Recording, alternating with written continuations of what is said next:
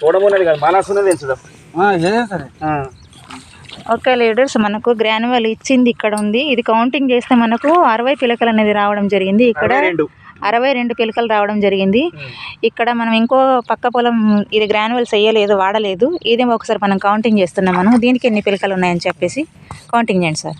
1 2 3 4 5 6 7 8 9 10 11 12 13 14 15 16 17 18 19 20 21 22 23 24 25 26 27 28 29 30 31 32 33 34 35 36.